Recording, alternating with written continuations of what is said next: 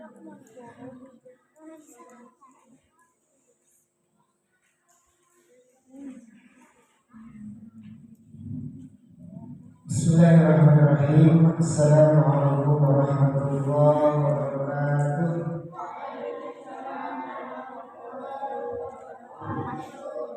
Alhamdulillahirabbil alamin wa bihi nasta'inu ala umuri dunya wad din. Wassalatu wassalamu ala asyrofil anbiya'i wal mursalin wa ala alihi washabihi ajma'in. Amma ba'du. Qala Allah ta'ala fi kitabihil karim wa billahi minasyaitonir rajim. Kullu nafsin dha'iqatul maut. قال الله تعالى فإن أخرجوا من الشيطان الرجيم الذين إذا أصابتهم مصيبة قالوا إنا لله وإنا إليه راجعون. Bapak-bapak, ibu, adik-adik, jamaah bersyukur yang berkat Allah Subhanahu wa taala. Alhamdulillah kita semua masih bisa berkumpul di majelis ilmu, yakni di wasilahnya kuliah subuh yang ke-13. Semoga amal ibadah kita semuanya diterima oleh Allah Subhanahu wa taala. Amin ya rabbal alamin. Pada kesempatan subuh hari ini kita akan membahas tentang 6 tahapan manusia, 6 tahapan manusia setelah kematiannya.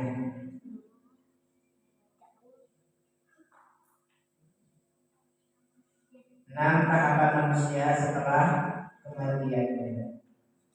Bapak-bapak, ibu-ibu, adik-adik sekalian, yang namanya makhluk hidup pasti semuanya tanpa kecuali akan mengalami proses yang namanya mati. Kalau manusia meninggal, ya.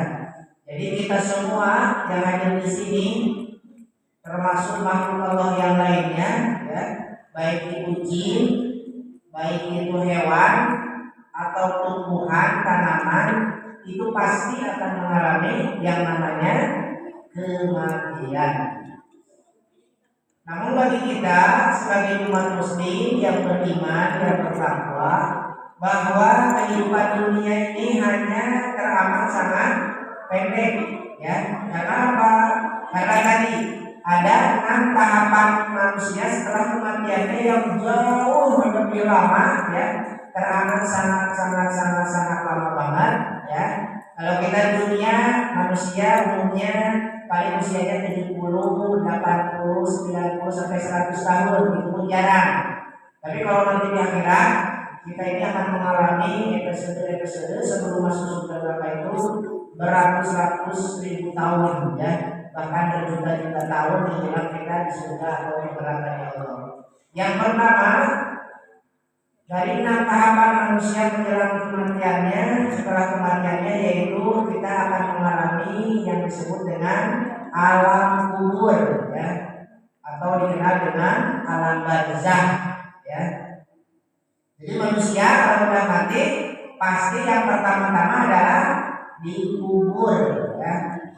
Nah, ketika dikubur, berbicara kubur tentu berbicara tanah. Yang namanya manusia kalau sudah mati pasti dikubur, ya, pasti ditanam di tanah. Atau alam barzakh. Alam barzakh itu adalah alam persinggahan antara dunia dan akhirat. Ataupun alam barzakh sering disebut juga sebagai dinding pemisah antara dunia dan akhirat, ya. Jadi kita ini kalau sudah mati ke alam kubur atau disebut juga alam barzakh, kita ini sudah terlepas dari dunia, ya. Kita tidak hidup lagi di dunia, tetapi kita juga belum sampai di akhirat, ya. Jadi kita ini di antara keduanya, makanya disebut alam barzakh. Karena arti alam barzakh itu sendiri adalah alam di antara dua dunia, baik dunia secara umum dan juga di akhirat, gitu, ya. Nah, berbicara nanti kita di alam kubur, nah, semua harus tahu bahwa kita nanti di alam kubur tidak langsung tidur nyenyak, ya. Tetapi ketika kita masuk ke alam kubur, banyak yang melayang, orang tua kita menangis, saudara kita, adik kakak kita menangis, ya. Setelah mereka pergi, ya, maka akan ada muncul dua sosok, dua makhluk yang namanya, yang tahu mereka apa? Munkar, Nakir, sambil membawa gada, ya, sambil membawa patungan, gitu ya. Kalau sekarang membawa palu martil, ya. Nah, maka dua malaikat ini dari Munkar Nakir akan langsung bertanya kepada kita. Kita juga sering, ya, mungkin mendengar kalau yang sudah belajar atau yang sudah mengumpulkan, ada ustaz, ada ajaran dan kiai sudah membaca apa? Membaca takdir dan lain sebagainya. Maka nanti kita akan ditanya, man rabbuka? Siapa Tuhanmu? Nah, bagi kita yang tidak pernah ke masjid, tidak pernah sholat, itu agak susah, tidak bisa menjawab. Kalau kita tidak bisa menjawab, maka langsung dipenuh sampai pendek, ya, kepalanya sampai pucat, nah, sampai menjerit. Bahkan diumpamakan cerita-cerita di alam kubur ini terdengar sampai ke langit, ya, sakitnya. Nah, makanya jangan lupa terus sholat, ya. Jangan lupa kita sebagai seorang muslim terus sholat.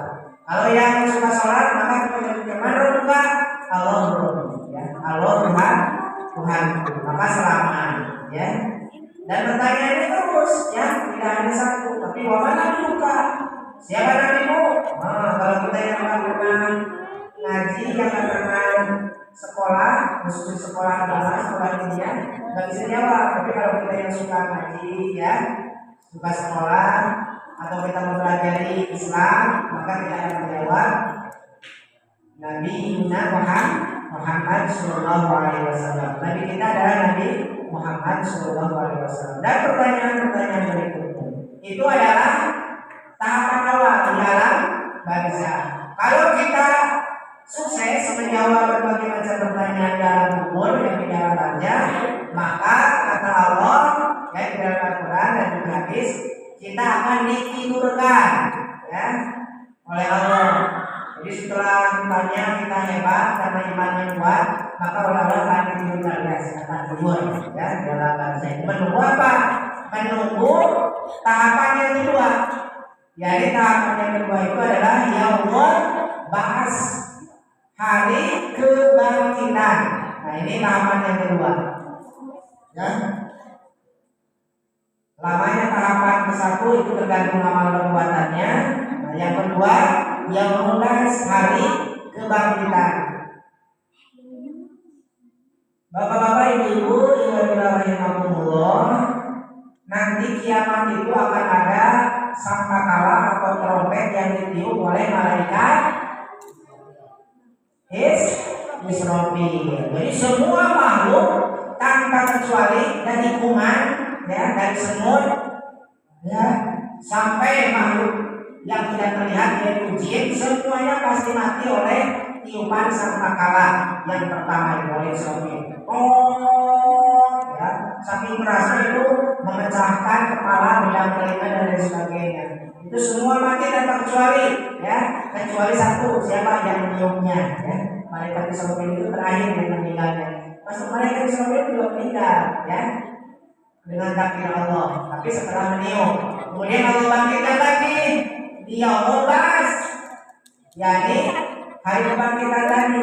Malaikat Israfil pun meniup kembali setelah menghidupkan, dan semua makhluk hidup dari sejak Nabi Adam, ya, sampai makhluk hidup terakhir itu akan bangkit kembali dari alam kuburnya. Nah, ini yang berbahas. Dan ingat, kebangkitan manusia dari alam kubur itu akan bermacam-macam jenisnya, ya. Di dalam hadis dikatakan banyak nanti ada orang-orang, termasuk khususnya, ya, umat muslim, umat mukmin, yang keluar dari kubur itu seperti kecambah. Tahu kecambah? Nah, tumbuh dari tanah, ada siungan, ya, tumbuh nongkrong. Nah, itu akan bermacam-macam. Ada yang seperti babi, ya. Jadi wajahnya seperti babi, pas numpang ini nama babi, wajahnya, badannya ke manusia. Itu dijelaskan oleh Nabi dalam hadisnya ketika Isra Mi'raj, ya. Kata malaikat, tuh Rasul, ada yang tumbuh seperti babi. Rasul bertanya, kenapa kok umatku menjadi seperti babi? Kata malaikat Jibril, itulah umatmu yang apa istilahnya melecehkan, menganggap enteng tentang sholat 5 waktu, ya. Kalau sholat suka bercanda terus, ya. Kalau sholat suka malas, kadang-kadang karena sholat, ya. Udah diingetin sama ayah ibunya, sholat, malah tidur lain, ya. Tapi kalau sudah balik, gitu ya. Nah ini harus kita ingatkan sesama kita, ya, bahwa nanti akhirat ada yang munculnya seperti babi. Kenapa? Orang yang suka melecehkan terhadap sholat 5 waktu. Ada juga yang seperti tokoh manusia tapi berpaham, ya, nggak bertangan dan nggak berkaki, tidak memiliki tangan, tidak memiliki kaki, kemudian, ya. Rasul bertanya, kenapa itu mereka tidak mengaku? Apakah dia memang di dunia tidak punya tangan dan kaki? Ketika di dunia dia sempurna, tetapi ketika dibangkitkan nanti dia membahas dia tidak memiliki tangan, tidak memiliki kaki. Kenapa? Kata malaikat Jibril, itulah umatmu yang suka menyakiti tetangga-tetangganya, ya. Jadi ingat, kita jangan sampai menyakiti hati-hati tetangga. Kalau kita sering bahkan menyakiti banyak banget, nanti kita ketika diuji yang kedua muncul dari dalam kubur, kita akan seperti manusia seperti kita, tapi kita tidak punya tangan dan kaki. Itu banyak, ya. Banyak gambaran-gambaran yaumul ba'ats, kita dibangkitkan berbagai macam. Ada yang seperti kerang, ya. Ada yang seperti lagut, ya. Perutnya panjang, ya. Panjangnya kayak segede paru, ya. Kemudian suka makan rimba, ya. Ada yang juga betul-betul panjang sampai 7 meter, ya. Sampai 3 meter. Itu adalah orang manusia yang selama di dunianya suka mabuk-mabukan, suka narkoba dan lain sebagainya, ya. Berhati-hatilah. Yang ketiga, tahapan manusia setelah kematiannya adalah yaumul mahsyar, yakni hari dikumpulkannya di sebuah lapangan yang teramat sangat besar, ya. Mahsyar itu tempat berkumpulnya manusia yang teramat sangat besar. Dari Nabi Adam sampai Nabi terakhir Nabi Muhammad SAW, umatnya semua berkumpul sekian triliun orang, ya. Itu dikumpul di padang mahsyar seperti lapangan sepak bola sekarang, tapi ini mah besar banget, ya. Buat ngapain? Buat menunggu, ya, panggilan dari Allah Subhanahu wa taala terkait amal perbuatannya. Berapa lama? Nah, di dalam hadis dikatakan ada yang sampai 50.000 tahun kita ngantri, ya. Karena dari mulai Nabi Adam sampai umatnya Nabi Muhammad. Jadi kebayang 50.000 tahun pegel, ya. Jadi lama banget, ya. Tapi itu pun tergantung amal perbuatan kita, ya. Karena bagaimana? Nanti kita dipanggil oleh Allah satu-satu, dihisab dari yang terkecil sampai yang terbesar terkait amal perbuatan kita selama di dunia. Kemudian yang ketiga, berapa? Keempat, tahapan manusia setelah kematiannya itu adalah yaumul mizan, ya. Yaumul mizan, yakni hari ditimbang, ya. Yaumul mizan, jadi hari ditimbang amal perbuatan manusia. Nah, nanti kita kira-kira kalau sudah meninggal, sudah tadi di alam mahsyar, ya, kita dipanggil satu-satu, kemudian sudah lolos, maka perbuatan kita ditimbang. Kalau kata Al-Quran, ya, Waman man saqulat mawazinu bahwa fi syatir radiyah wa man khaffat mawazinu qawmuhu awiya. Barang siapa yang amal-amalnya berat, yang baiknya itu berat, maka itu ada dalam keriduan Allah. Maksudnya apa? Maksudnya dipastikan dia akan masuk surganya Allah Subhanahu wa taala. Sebaliknya wa man khafat, barang siapa yang ringan amal kebaikannya cuma sedikit ya, fa'umuhu hawiyah, maka akan dimasukkan dulu ke neraka hawiyah. Wa ma adraka ma hiya, tahukah kalian apa neraka hawiyah itu?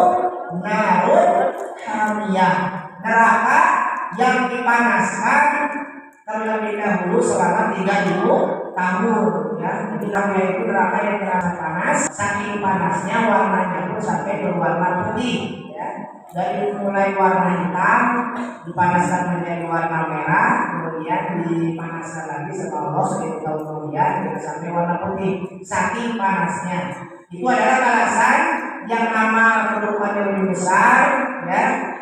Sebaliknya yang amal kebaikannya lebih sedikit. Jadi kita ayo berlomba-lomba selama di dunia beramal kebaikan sebanyak-banyaknya, sehingga nanti kita ketika di mizan ditimbang amal kebaikan kita berat, sehingga oleh Allah langsung dimasukkan ke surga ya. Kemudian tahapan yang berikutnya berapa?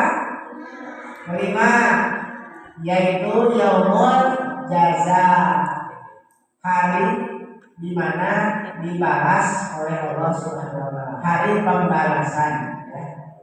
Setelah tadi kita ditimbang berat kebaikannya, kita punya 50 kilo kebaikannya, keburukannya cuma 1 kilo, maka dipastikan insya Allah kita masuk surga, balasannya surga. Sebaliknya yang amal kebaikan justru yang berat, maka kita dimasukkan ke dalam nerakanya Allah Subhanahu wa taala.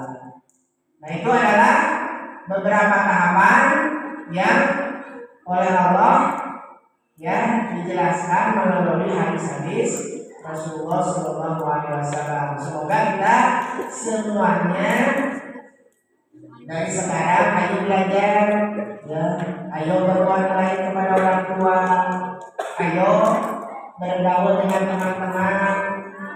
Kalaupun berantem jangan lupa setelah berantem kita saling memaafkan ya. Jangan lupa nanti kita hidup, khususnya adik-adik nanti semakin besar bekerja ya, jangan lupa bekerjanya dengan jujur ya, jangan curang, jangan berbohong. Terus jangan lupa sholat jangan sampai ditinggalkan ya.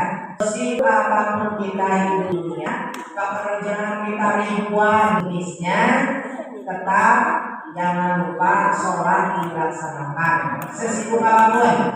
Bahkan kalaupun kalian sakit, kita sakit, sholat tetap harus dikerjakan. Kenapa? Karena tadi bahaya ya, kalau kita jarang sholat atau tidak melaksanakan sholat, nanti kita di akhirat akan menjadi orang yang sangat rugi.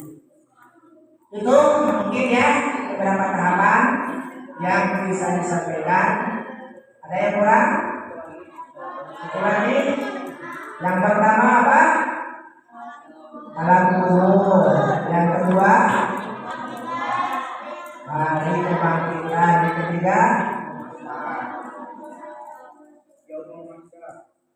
yang dibangkitkan dikumpulkan. Kemudian yang berikutnya yaumul mizan dan yaumul jaza. Satu lagi apa ya? Kayaknya ada yang kelewat. Oke lah, dikurangnya aja di sini. Itu paling tidak bisa ya. Jadi harusnya ada 6, tapi itu ada 5 ya. Intinya sama saja. Biasanya itu tahapan keempat dan ketiga ya. Jadi setelah kita dikumpulkan, jadi setelah mahsyar yaumul hisab adalah ada. Oh berarti itu yaumul hisab. Ada tahapan yang keempat yaumul hisab. Jadi yang keenam itu yaumul hisab. Harusnya itu yang keempat yaumul hisab, tapi nggak apa-apa. Yaumul hisab, kemudian yaumul mizan, yaumul jaza. Jadi hari kita dihisab dihitung sama Allah dari yang terkecil ya, dosa-dosa kita sampai dosa-dosa yang terbesar, termasuk amal perbuatan yang terkecil sampai yang terbesar. Itu akan dihitung rinci oleh Allah ya. Tidak ada yang terlewat walau hanya satu pun atau satu debu pun, semua pasti akan terhitung dengan teliti. Itu yang bisa disampaikan, mudah-mudahan ada manfaatnya. Kita tutup dengan bacaan hamdalah bersama-sama. Alhamdulillahirobbilalamin. Assalamualaikum warahmatullahi wabarakatuh.